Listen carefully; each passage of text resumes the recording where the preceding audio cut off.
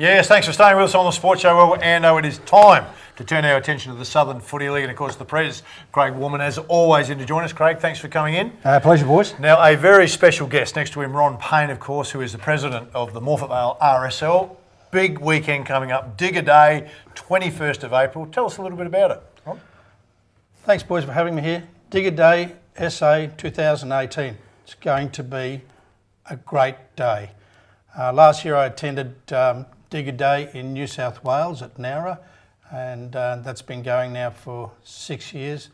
A great event, great fundraising for Defence Force ex-service people and current serving members.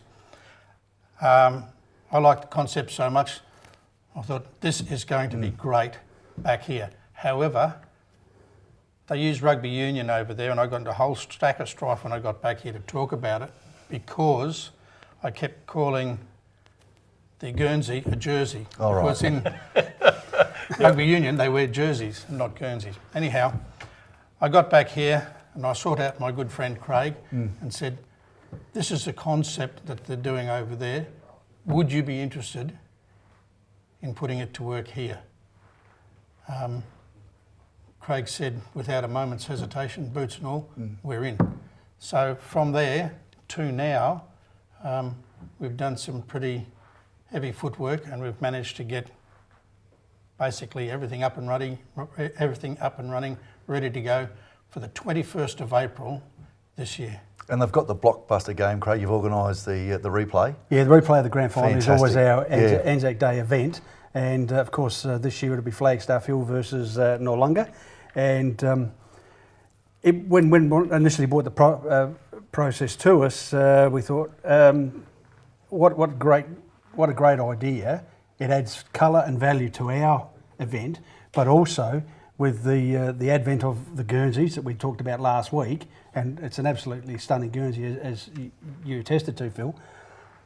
The auction that raises the money goes back to RSL events. So it's helping out. It gives a football community an opportunity to give something back to the people that have served us already overseas.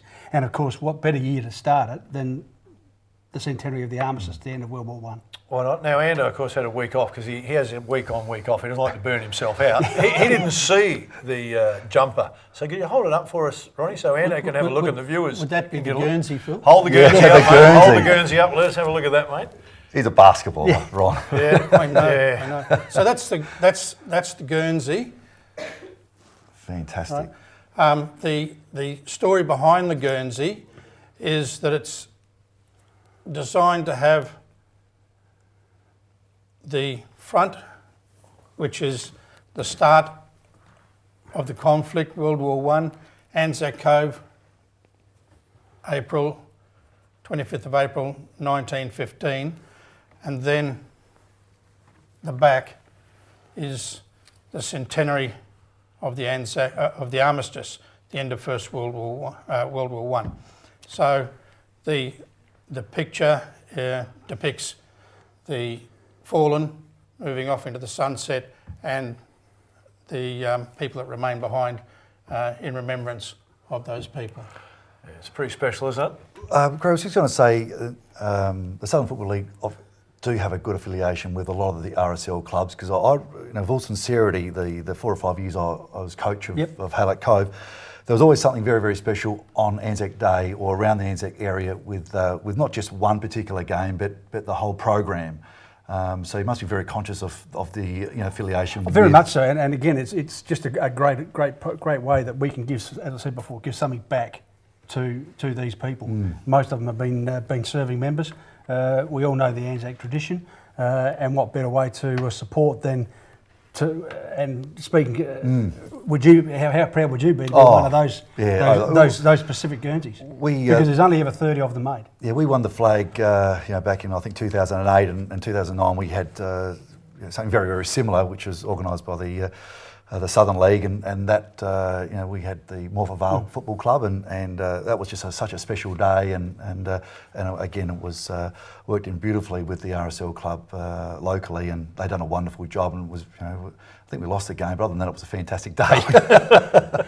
But it's all about trying to build a tradition.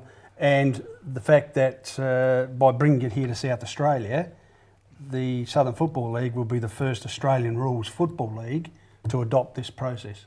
It's rugby union over in New South Wales, Yep. but first in Australia to take up this concept. And I think that's exciting. Mate, well, I want to get to this round because it starts this weekend, but just one more question for you, Ronnie. You said it's been a 6-year process. Now, you were there last year, mate. They're flying in the helicopters. Everything's going. Going to be some helicopters coming in on this one or not? We are seeking support from the Defence Forces, regular Defence Forces, for this event. At the moment, the Air Force looks like they're going to be able to provide some form of assistance, but we're not sure at this stage what it's going to be. Oh, fighter jet would be great. I don't want to see you jumping down the helicopter with the trophy either. There'll be none of that. Hey, mate, let's get on to this weekend because it's the start of the season. It is a big one. So Christie's Beach, they're in 6th spot. They're up against Aldinga at Christie's Beach. 6v9 from last year at the end of the season. What do you think? And Christie's have certainly recruited well, so have Aldinga, but I think Christie's at home will win that one. Easy one. Yep. Happy Valley in 8th spot. Flagstaff Hill in 2nd at Happy Valley. Yeah, the Battle of the Hills Valley, as we affectionately know. Of course, that also coincides with the Headspace round that we do out there with them, the Headspace people as well. You'd tip last year's premiers in that one. Yep. All right, Morphett Vale, they sat in 3rd spot at the end of the year. Cove, My old team. Big year for us, Cove. 2008, 10 year. And of course, this is the tribe match of the day on the radio on 91.1. So if you can't get to the game, tune in. New coach, 2 new coaches. In actual fact, Dave Murdoch from Morphett Vale, Brett Baldy from Cove. I reckon Cove will take the chocolates You there. don't have to say that because you're next round, mate. Hey, Norlunga in 1st spot. Ranella 7 at Ranella. This is going to be a good game. Norlunga have lost a couple. Ranella have certainly picked up They've from picked up some last few, year. haven't they? Yeah. They've picked up a few boys that have come back from South Adelaide, etc. So I'm going to go for a bit of an upset here. I'm going to pick the old Wineflies. All right, hey Craig, it's always great when you come in, Ron. Really appreciate your time. We look forward to talking about this in the lead up to it and after Diggers Day, April 21st. It is going to be a belter. Stay with us. Still more to come.